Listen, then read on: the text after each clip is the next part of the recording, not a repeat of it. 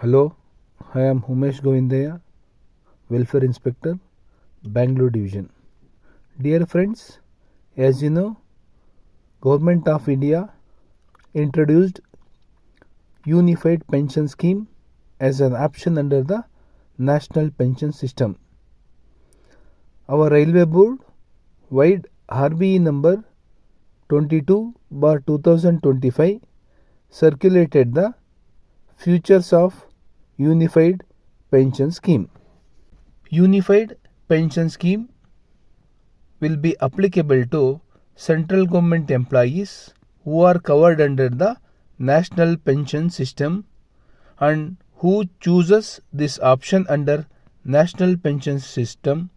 It will have the following features, namely eligibility under the Unified Pension Scheme. Assured payout shall be available only in the following cases, namely in case of an employee superannuated after qualifying service of 10 years from the date of superannuation. B. In case of government retiring an employee under the provision of FR 56J, which is not a penalty under the Central Civil Service Classification, Control and Appeal Rules 1965 from the date of such retirement, and in a case of voluntary retirement after a minimum qualifying service of 25 years from the date such employee would have superannuated if the service period had continued to superannuation. Assured payout shall not be available in case of removal or dismissal from service or resignation of the employee. In such cases, the Unified Pension Scheme option shall not apply. Benefits under the scheme. Subject to the other conditions stated in this notification, assured payout under the scheme shall be as follows, namely A. The rate of full assured payout will be at 50% of 12 monthly average basic pay immediately prior to superannuation. Full assured payout is payable after a minimum 25 years of qualifying service. B. In case of lesser qualifying service period, proportionate payout would be admissible. C. A minimum guaranteed payout of rupees 10,000 per month shall be assured in case superannuation is after 10 years or more of qualifying service. And D. In case of voluntary retirement after a minimum 25 years of qualifying service, assured payout will commence from the date on which the employee would have superannuated if he had continued in service. In case of death of the payout holder after superannuation, family payout at 60% of the payout admissible to the payout holder immediately before his demise will be assured to the legally wedded spouse. Spouse legally wedded as on the date of superannuation or on the date of voluntary retirement or retirement under FR 56J as may be applicable. Dearness relief will be available on the assured payout and family payout as the case may be. The dearness relief will be worked out in the same manner as dearness allowance applicable to the serving employees. Dearness relief will be payable only when payout commences. A lump sum payment will be allowed on superannuation at 10% of monthly emoluments, basic pay plus dearness allowance for every completed 6 months of qualifying service. This lump sum payment will not affect the quantum of assured payout. The corpus under Unified Pension Scheme option will comprise of two funds, namely A. An individual corpus with employee contribution and matching central government contribution, and B. A pool corpus with additional central government contribution. The contribution of the employees will be 10% of basic pay plus dearness allowance. The matching central government contribution will also be 10% of basic pay plus dearness allowance. Both will be credited to each employee's individual corpus. Central government shall provide an additional contribution of an estimated 8.5% of basic pay plus dearness allowance of the employees who have chosen the Unified Pension Scheme option to the pool corpus on an aggregate basis. The additional contribution is for supporting assured payout under the Unified Pension Scheme option. The employees can exercise investment choices for the individual corpus alone. Such investment choices shall be regulated by the Pension Fund Regulatory and Development Authority. A default pattern of investment may be defined by the PFRDA from time to time. If an employee does not exercise an investment choice on individual corpus, the default pattern of the investment will apply. The investment decision for the pool corpus built through the additional central government contribution will solely rest with central government. In respect of employees who have retired before the date of operation of Unified Pension Scheme and who opt for the Unified Pension Scheme option, PFRDA will determine the mechanism for making available the top-up amount. Explanation. For the purpose of this notification, basic pay includes non-practice allowance granted to medical officer in lieu of private practice. The existing central government employees under National Pension System and the effective date of operationalization of the Unified Pension Scheme option, as well as the future employee of the central government, can choose to either take the Unified Pension Scheme option under the National Pension System or contribute with the National Pension System without the Unified Pension Scheme option.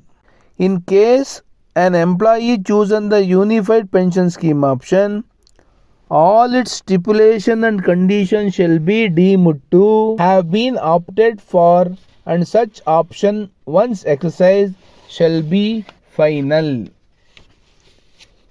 Once an employee covered under National Pension System who is in service on the effective date of operationalization of the Unified Pension Scheme option exercises the Unified Pension Scheme option, the outstanding National Pension System corpus in the employee's permanent retirement account number shall be transferred to the employee's individual corpus under the Unified Pension Scheme. For each employee covered under National Pension System who has exercised the option for Unified Pension Scheme, a benchmark corpus value shall be computed in such manner as may be determined by the PFRDA with the following assumptions, namely 1. Regular receipt of applicable contributions for both the employees and the employer for each month of qualifying service. 2. In case of missing contribution, an appropriate value to be determined by the PFRDA shall be assigned. And 3.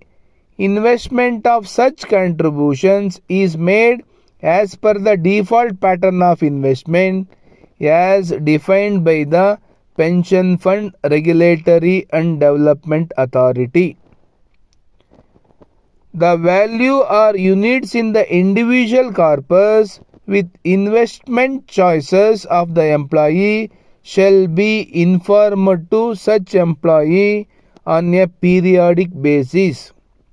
Alongside the value or units of the benchmark corpus corresponding to the employee computed as per para 5 above will also be informed to the employee.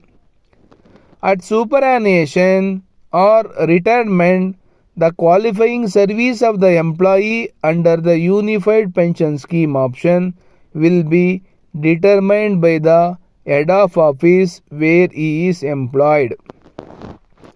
At superannuation or retirement, the employee under Unified Pension Scheme shall authorize transfer of the value or unit in the individual corpus to the pool corpus equivalent to the value or units of the benchmark corpus for authorization of assured payout. In case the value or units of individual corpus is less than value or units of the benchmark corpus, the employee will have an option to arrange for additional contribution to meet this gap. In case the value or units of individual corpus is more than the value or units of benchmark corpus, the employee shall authorize transfer of value or units equivalent to the benchmark corpus, and the balance amount in the individual corpus will be credited to the employee. In case the value or units transferred by the employee from the individual corpus to the pool corpus is less than the value or units of the benchmark corpus, payout proportionate to the assured payout shall be authorized. The Unified Pension Scheme, being a fund-based pension system, relies on the regular and timely accumulation and investment of applicable contributions from both the employee and the employer for assured payout to the employees. For the sake of clarity, it is made clear that any employee who has exercised the Unified Pension Scheme option under National Pension System under this notification shall not be entitled for and cannot claim any other policy concession, policy change, financial benefit, and any parity with subsequent retires, etc. later, including post-retirement. The provision of Unified Pension Scheme will also be applicable mutais and mutandis to past retirees of National Pension System who have superannuated before the date of operationalization of Unified Pension Scheme. Such superannuated employees will be paid arrears for the past period along with interest as per public provident fund rates. The monthly top-up amount for such superannuated employees to be determined by the PFRDA will be paid after adjusting the withdrawals made by and annuities paid to them. The provisions regarding assured payout under the Unified Pension Scheme option for employees facing disciplinary proceedings at the time of superannuation or where disciplinary proceedings are contemplated post-retirement shall be separately notified.